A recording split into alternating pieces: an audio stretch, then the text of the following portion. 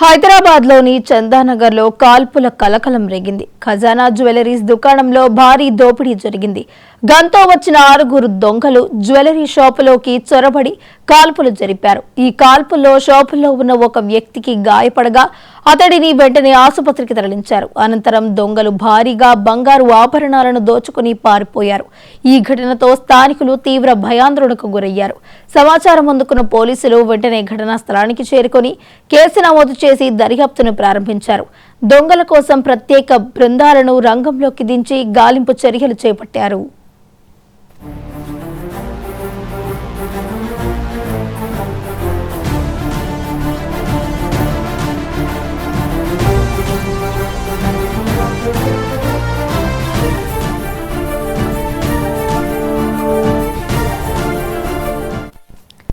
హైదరాబాద్ లోని చందానగర్ లో కాల్పులు కలకలం రేగాయి. ఖజానా జ్యువెలరీస్ దుకాణంలో భారీ దోపిడీ అయితే జరిగింది. ఇక ఇదే అంశానికి సంబంధించి మరింత సమాచారాన్ని మా ప్రతినిధి సుచిత అందించడానికి సిద్ధంగా ఉన్నారు. సుచిత, చెప్పండి.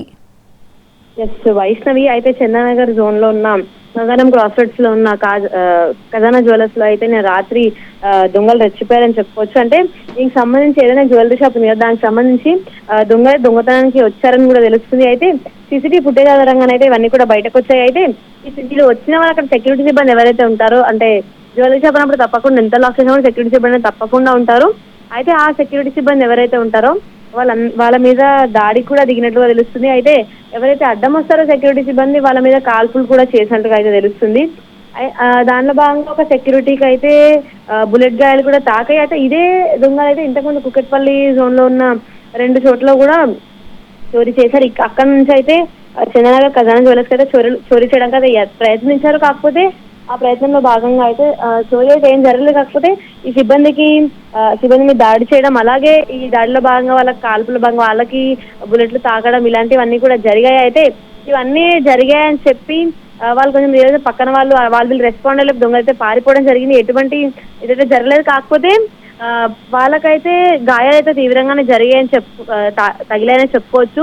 ఎందుకంటే మామూలు దెబ్బలు, కొట్లాడుకునే దెబ్బలు కూడా కాదు, బుల్లెట్ గాయాలు కాబట్టి తప్పకుండా తీవ్రంగానే తగిలి ఉంటాయి.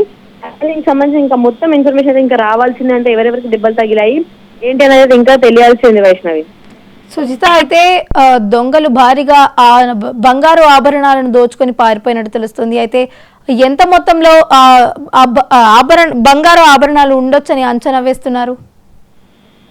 వైష్ణవి, అంటే ఒక గోల్డ్ షాప్, అంటే ఒక జ్యువెలరీ షాప్ అన్నప్పుడు తప్పకుండా భారీ మొత్తంలోనే బంగారం అనేది ఉంటుంది. అయితే వాళ్ళకి ఎంత దొరికితే అంత, అంటే ఎప్పుడు తప్పకుండా ఎవరైనా సరే ఎంత ఎక్కువ వీలైతే అంత చోరీ చేయడానికి ప్రయత్నించి అయితే వెళ్తూ ఉంటారు. దొంగతంగా ఆ రకంగానే వీళ్ళు కూడా వెళ్ళిన వాళ్ళు, అలా చోరీకి వెళ్ళిన వాళ్ళే సెక్యూరిటీ సిబ్బంది ఎవరైతే ఉంటారో వాళ్ళు అడ్డం రావడంతో వీళ్ళకి వాగ్వాదం జరిగి గొడవ జరిగిన తర్వాత కాల్పుల వరకు వెళ్ళింది. ఆ కాల్పుల తర్వాత వాళ్ళు సెక్యూరిటీ సిబ్బంది పారిపోతే వీళ్ళు తప్పకుండా బంగారం మీద తీసుకెళ్తారు. అయితే దాంట్లో భాగంగా ఎంత దొరికితే అంత బంగారం మీద తీసుకెళ్ళినట్టుగా అయితే తెలుస్తుంది వైష్ణవి. ఇంకా వైష్ణవి, దీనికి సంబంధించి ఇంకా అంటే మొత్తం అసలు ఎంత బంగారం తీసుకెళ్లారు, ఎవరెవరికి గాయాలయ్యాయి, ఎంతగా గాయాలయ్యాయి, ప్రాణాపాయ స్థితిలో ఉన్నారు ఏంటి అన్న పూర్తి సమాచారం ఇంకా అయితే తెలియాల్సింది వైష్ణవి. అలాగే ఈ బంగారం ఏదైతే ఉందో తప్పకుండా పోలీసులకు సంబంధించిన ఏదైతే జోన్ పోలీసులు ఉంటారో చందానగర్ పిఎస్ లిమిట్స్ లో వాళ్ళైతే వచ్చి కేసు నమోదు చేసుకుంటే ప్రస్తుతం దర్యాప్తు కూడా చేస్తున్నట్టుగా కూడా తెలుస్తుంది. సుచిత, అయితే ఈ కాల్పుల్లో భాగంగా కూడా షాప్ లో ఉన్న ఒక వ్యక్తికి అయితే గాయాలైనట్టు తెలుస్తుంది. ప్రస్తుతం అతని పరిస్థితి ఏ విధంగా ఉంది? ప్రస్తుతం అదే బుల్లెట్ గాయాలు కాబట్టి తప్పకుండా అతని పరిస్థితి కొంచెం విషమంగా నేను చెప్పుకోవాలి. ఎందుకంటే ఏదో కొట్లాడుకోనో తగిలిన గాయాలు కాదు అవి, తప్పకుండా బుల్లెట్ చేసిన గాయాలు కాబట్టి తప్పకుండా వాళ్ళు చాలా తీవ్రంగానే గాయపడ్డారు అని అయితే తెలుస్తుంది. అయితే దానిలో భాగంగా అయితే ప్రస్తుతం అతని పరిస్థితి కొంచెం విషమంగానే ఉంది. హాస్పిటల్లో కూడా చేర్చినట్లు కూడా సమాచారం వచ్చింది. అయితే అతన్ని హాస్పిటల్లో చేర్చారు. అలాగే ఈ చంద్రనగర్ పోలీస్ స్టేషన్ లిమిట్స్ లో కాబట్టి చంద్రనగర్ పోలీసులు ఆల్రెడీ ఈ కేసుకు సంబంధించి అతని దగ్గర కూడా ఎవరు ఎంతమంది వచ్చారు అన్న కోణంలో కూడా ప్రస్తుతం దర్యాప్తు చేస్తున్నారంటే వీళ్ళు ఆల్రెడీ ఇంతకుముందు కుకట్పల్లి ఏరియాలో కూడా చోరీ చేసి అక్కడి నుంచి ఇక్కడికి వచ్చినట్లుగా అయితే తెలుస్తుంది.